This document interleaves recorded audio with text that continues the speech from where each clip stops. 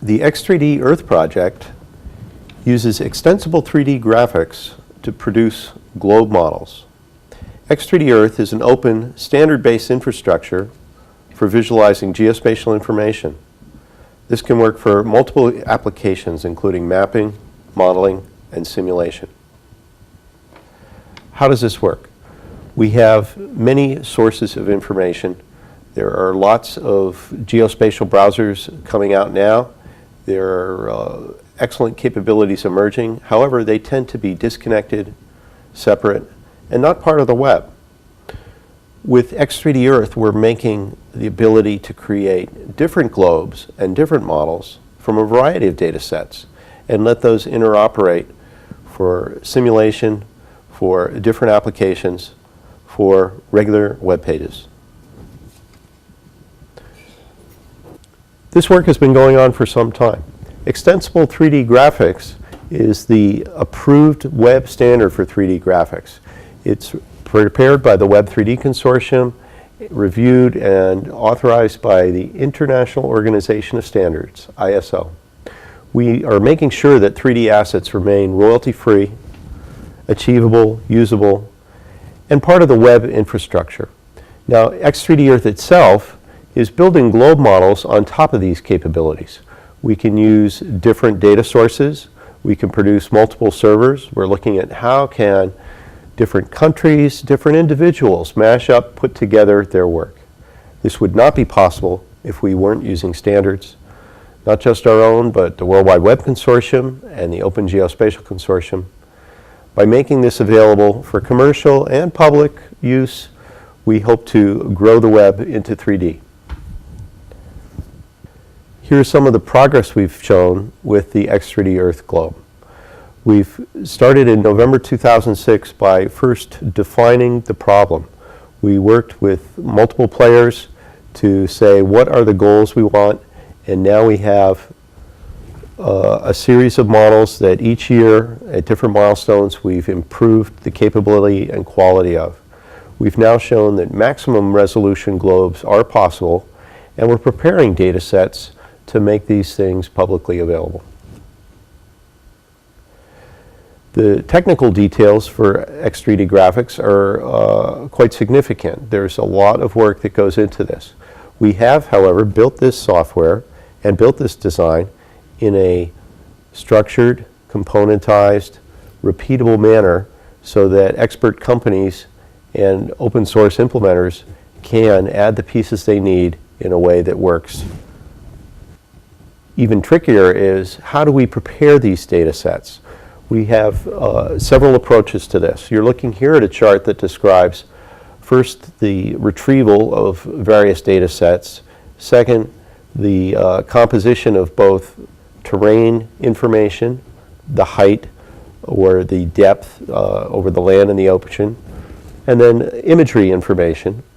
And then we pre-process those. We cut them into tiles at various degrees of resolution so that you can smoothly navigate over a full globe. We annotate, validate, ensure that all of the metadata is in there so that applications using this can be geospatially aware. How big is it? Well, this was very interesting. When we started, we weren't sure how many levels might be needed, but it turns out if you go from space to face, meaning from full globe down to 1 meter resolution, when you subdivide by a factor of 4, it takes 20 levels to get from that space down to the face. So 4 to the 21st power is a factor over 1 trillion. So it is quite massive how much data actually gets prepared. Nevertheless, it is feasible using today's technology. So let's look at some examples now. This first one is artificially generated tile producer.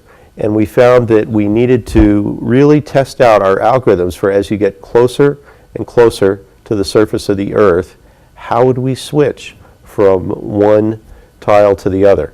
So this synthetic tile lets us experiment with how that might work. We then have it here, sort of a checkerboard pattern where we're alternating the synthetic with the actual data. we found that the transitions were getting so fast and frankly so good that the naked eye could not determine whether or not we were getting better or worse. So this combination lets us visually troubleshoot, visually optimize, even beyond what our algorithms can do. So now let's explore. You see here a prepared transition where we're going from space down to 1 meter resolution. We're going to zoom into Monterey, California. Up at the top of the screen you can see Moss Landing, the Monterey Bay Aquarium Research Institute. Now we're going right down into the Naval Postgraduate School, where these are the two institutions where much of this work has occurred. You can see our campus. You can also see that most of the time the transitions are completely smooth. We continue to optimize. Now here's another example. This is very interesting because we're looking both at imagery on the left, high fidelity imagery from multiple data sets, and then map information on the right. This map information comes from OpenStreetMap project, openstreetmap.org.